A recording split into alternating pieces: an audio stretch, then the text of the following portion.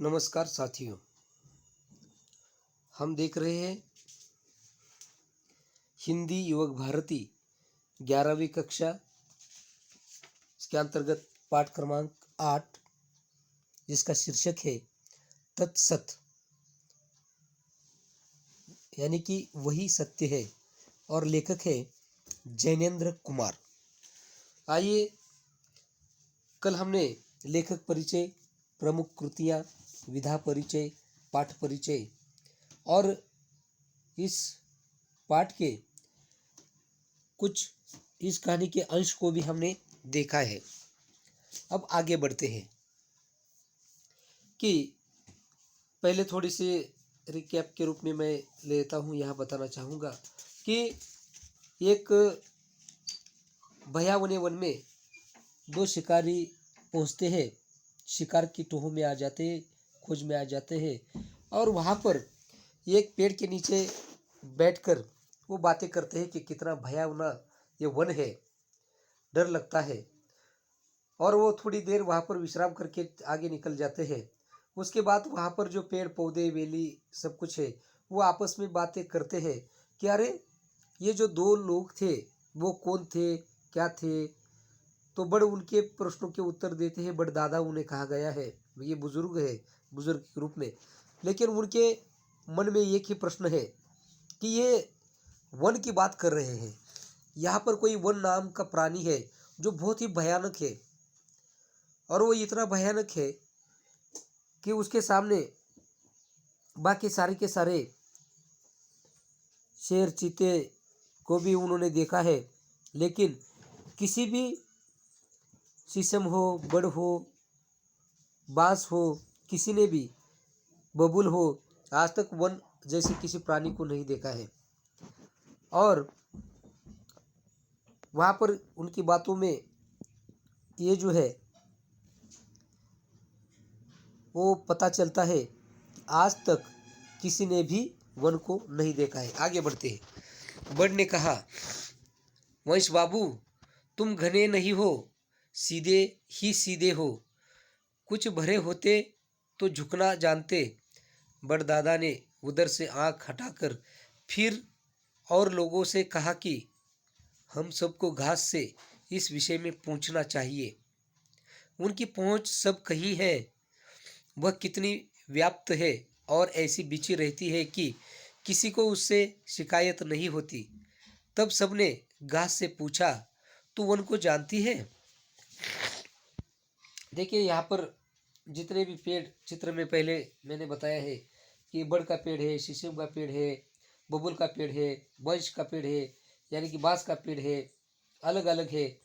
वो सभी एक ही सवाल पूछते हैं, लेकिन एक एक करके सबसे सवाल पूछने पर भी कोई ये नहीं बताता कि वन जैसे प्राणी को मैंने देखा है। फिर वन ने, जो वंश बाबू जो है, वो बात बात पर वो कहते हैं कि तीखा बोलते हैं। तो बड़ दादा बुजुर्ग है, उसने कहा कि अरे तुम घने नहीं हो, यानी कि छायादार पत्तियां तुम पर नहीं हो, सिर्फ सीधे ही सीधे हो। कुछ तुम्हारे अंदर भरा होता तो तुम झुकना जानते, लेकिन तुम आकड़ते रहते हो, सीधे ही रहते हो। और उसे आंखें हटाकर दुर्लक्ष्य करके उन्होंने फिर वहां पर जो लोग, यानी कि और भी वृक्ष है, उनसे पूछना आरंभ कर दिया कि चलो हम इस विषय के बारे में जो है घास से पूछते हैं कि क्यों, कि घास हर जगह पर बिछी रहती है और बहुत नम्रता से बिछी रहती है, उससे किसी को शिकायत तक नहीं होती है। तो वो पूछते हैं कि घास, तू वन को जानती है? ये प्रश्न घास से पूछा है। घास ने कहा, नहीं तो दादा, मैं उन्हें नहीं जानती। लोगों की जड़ों को ही मैं जानती हूँ। उनके फल मुझसे ऊंचे रहते हैं। पद तल के स्पर्श से सबका परिचय मुझे मिलता है। जब मेरे सिर पर चोट ज़्यादा पड़ती है, समझती हूँ ये ताकत का प्रमाण है। धीमे कदम से मालूम होता है ये कोई दुखियारा जा रहा है। दुख से मेरी बहुत बनती है दादा, मैं उसी को चाहती हूँ। यहाँ से वहाँ तक बिछी रहती हूँ। सभी कुछ मेरे ऊपर से निकलता है, पर वन को मैंने अलग करके कभी नहीं पहचाना। देखिए प्रश्न का उत्तर घास ने यहाँ पर दिया है। वो कहती है, दादा मैं उन्हें नहीं जानती, यानी कि तुम जिस प्राणी के बारे में, वन के बारे में पूछते हैं, उसे मैं नहीं जानती। मैं लोगों की जड़ों को, यानी कि जो उस पर स्पर्श करके चला जाता है, उनको ये घास जानती है। और पेड़ों के फल तो बहुत ऊपर लगते हैं, दूर होते हैं, पत्तल के स्पर्श से ही वो सबका परिचय कराती है। जैसे कि उसके सिर पर यदि कोई ज़्यादा चोट पड़ती है तो वो समझती है कि ये ताकत का प्रमाण है, वो शक्ति वाला है।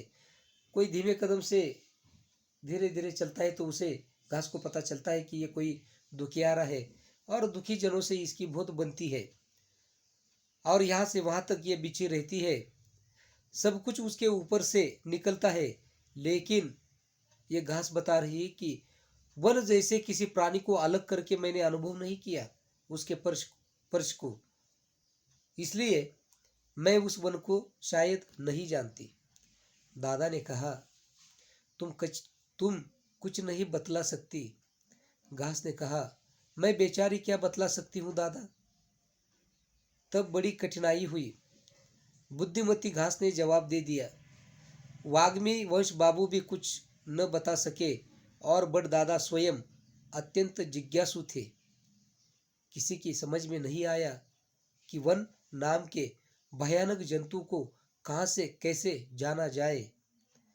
अब ये बड़ दादा और बाकी जो लोग हैं, उनके सामने बड़ी कठिनाई मालूम होती है। इसलिए दादा ने कहा कि अरे तू घास तो कुछ नहीं बतला सकती है। घास ने कहा, दादा मैं तो बेचारी क्या बतला सकती हूँ।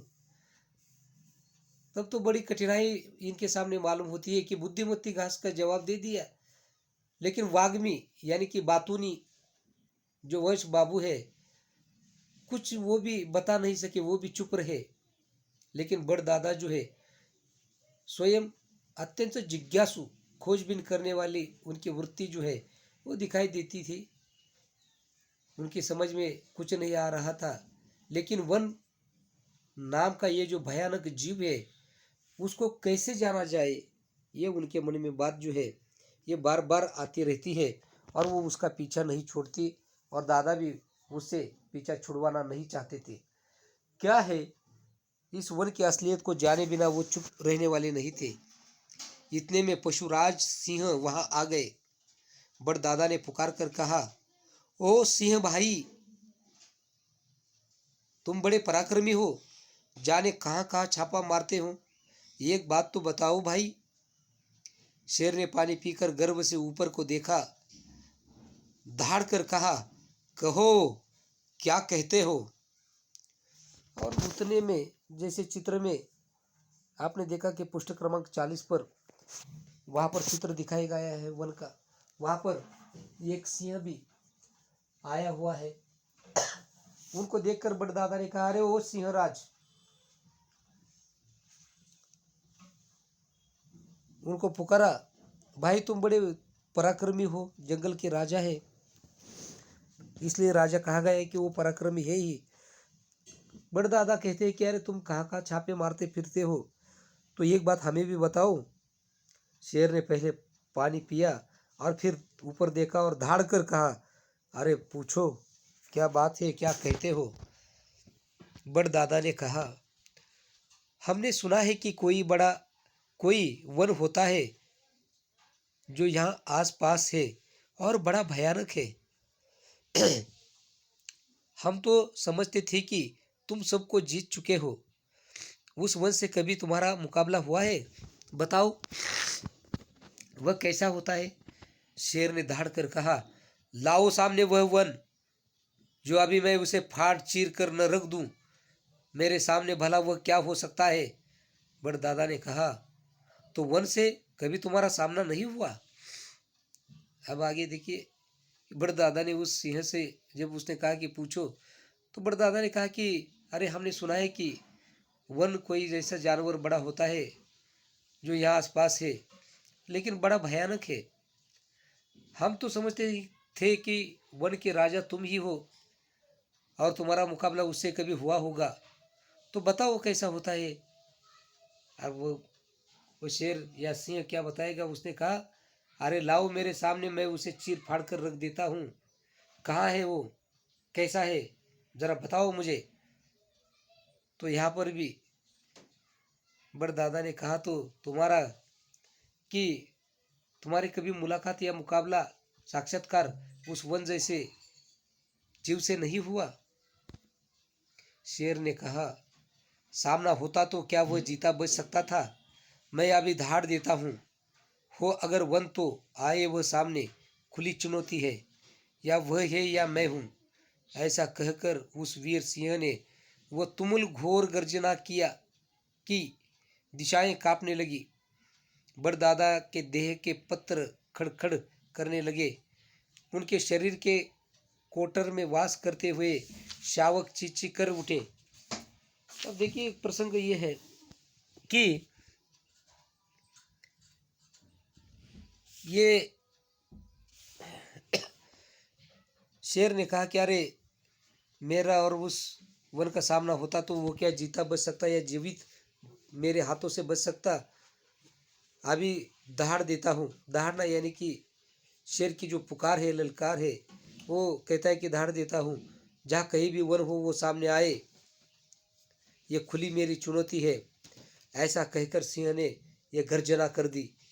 लेकिन ये घोर गर्जना से जो है दिशाएं सारी कांपने लगी। सारे के सारे लोग डर के मारे, भय के मारे कांपने लगे।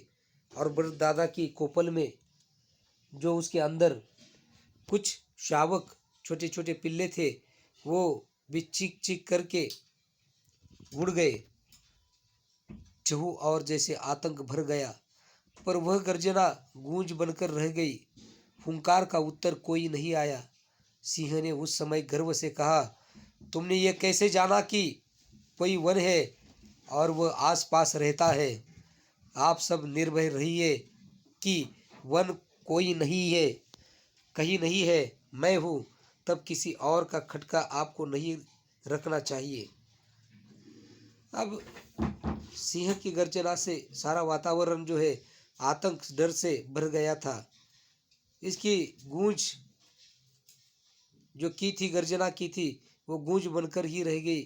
गूंज आवाज, हुंकार का, इसके सिंह के हुंकार का कोई उत्तर नहीं मिला।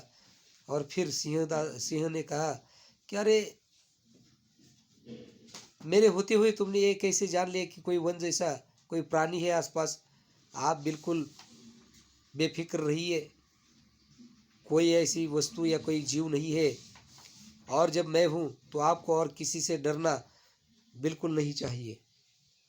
बड़दादा ने कहा, आपकी बात सही है, मुझे यहाँ सदियाँ हो गई हैं। वन होता तो दिखता अवश्य, फिर आप हो तब कोई और क्या होगा।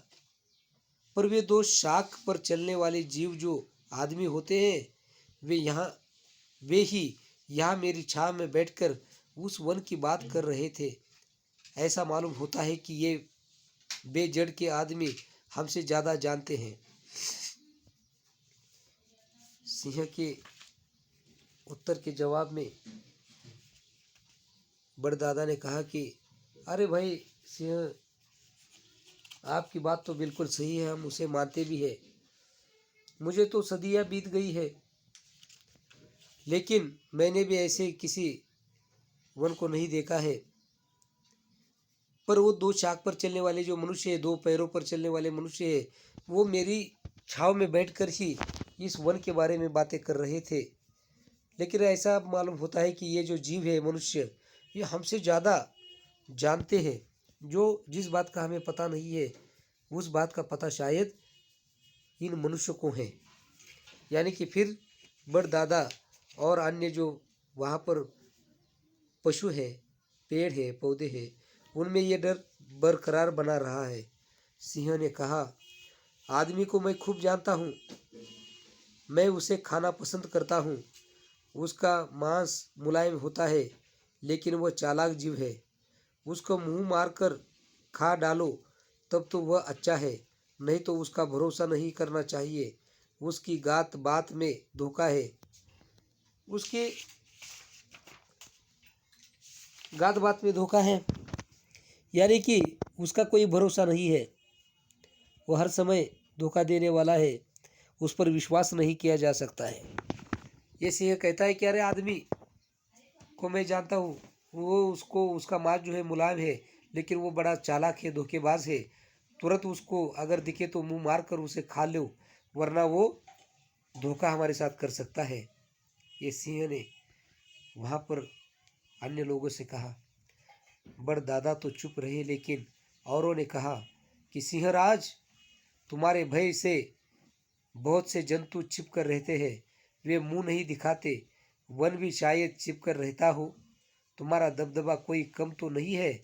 इससे जो सांप धरती में मुंह गाड़ कर रहता है, ऐसी भेद की बातें उससे पूछनी चाहिए। रहस्य कोई जानता होगा तो अंधेरे में मुंह गाड़ कर रहने वाला सांप जैसा जानवर ही जानता होगा। हम पेड़ तो उजाले में सिर उठाए खड़े रहते हैं, इसलिए हम बेचारे क्या जाने। तो बड़दादा जो है ये सिंह की बातें सुनकर चुप रहे, लेकिन और लोगों ने सिंहराज से कहा कि अरे भाई, तुम्हारे सिंहराज, तुम्हारे भय से तो सारे जीव जंतु छिप कर रहते हैं, डर कर रहते हैं, कहीं भी तुम्हारे आगे मुंह दिखाते नहीं है। तुम्हारा इतना जो दबदबा है, तुम्हारी दहशत जो इतनी है, ऐसा ही वो जीव होगा जो जमीन के अंदर डर कर मुंह छुपा कर रहा होगा, लेकिन जमीन के अंदर जो है ये मुंह गाड़ कर रहने वाला सांप है, वो जरूर ये भेद जान जाएगा। क्योंकि हम तो जमीन के ऊपर उजाले में मुंह उठाकर खड़े रहते हैं, इसलिए हम क्या जाने। शेर ने कहा, जो मैं कहता हूँ वही सच है, उसमें शक करने की हिम्मत ठीक नहीं है। जब तक मैं हूँ कोई डर न करो। कैसा सांप, क्या कोई मुझसे ज्यादा जानता है? बड़दादा ये सुनकर भी कुछ नहीं बोले, औरों ने भी कुछ नहीं कहा। बबूल के कांटे जरूर उस वक्त तनकर कुछ उठ आए थे, लेकिन फिर भी बबूल ने धीरज नहीं छोड़ा और मुंह नहीं खोला। अंत में जमाई लेकर मंथर गति से सिंह वहां से चला गया। अब इनकी बातों से बाद में जो है सिंहराज ने कहा कि मैं कहता हूँ वही सत्य है, आप कोई शक ना करे। शक करने की हिम्मत ठीक नहीं है मुझ पर, मेरी बातों पर शक बिल्कुल ना करे। अरे जब तक मैं हूँ आपको डरने की क्या बात है? सांप क्या कोई मुझसे ज़्यादा जानता है? सिंहराज ने कहा। बड़दादा भी ये सारी बातें सुनकर चुप रह गए, और बाकी बबूल वगैरह सबको कुछ बोलना था, लेकिन वो भी चुप रहे। और मंथर गति यानी धीमी गति से धीरे धीरे सिंह जो है वो जमाई लेकर वहाँ से चला गया। भाग्य की बात की सांझ का छुटपुट होते होते घास में से जाते हुए दिख गए चमकीले देह के नागराज। बबुल की निगाह तीखी थी, झट से बोला, दादा, ओ बड़ दादा, वो जा रहे हैं सरपराज। ज्ञानी जीव है, मेरा तो मुंह उनके सामने कैसे खुल सकता है? आप पूछो तो जरा कि वन का ठौर ठिकाना क्या उन्होंने देखा है? अब सांझ का समय था, छुटपुट अंधेरा होने ही वाला था। तभी उन्हें इस घास में से फुसफुसाते हुए सर्पराज को, नागराज को देखा, चमकीले देह के नागराज को देखा। तभी बबूल ने कहा कि अरे दादा, वो देखो सर्पराज जा रहे हैं। वो बहुत ज्ञानी जीव है, मेरे सामने, उनके सामने तो मैं अपना मुंह नहीं खोल सकता, लेकिन ज़रा आप बातें करके देख लीजिए कि आपने कि वन का ठौर ठिकाना उनको देखा है या मालूम है। इस प्रकार की बात जो है ये बबूल ने दादा से कही है।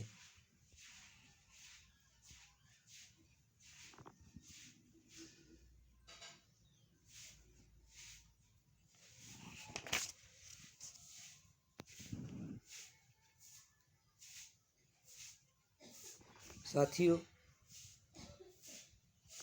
हम यहाँ पर ठहरते हैं। कोई प्रश्न हो, कोई शंका हो तो आप बिल्कुल फ़ोन करके पूछ सकते हैं। इसी के साथ धन्यवाद।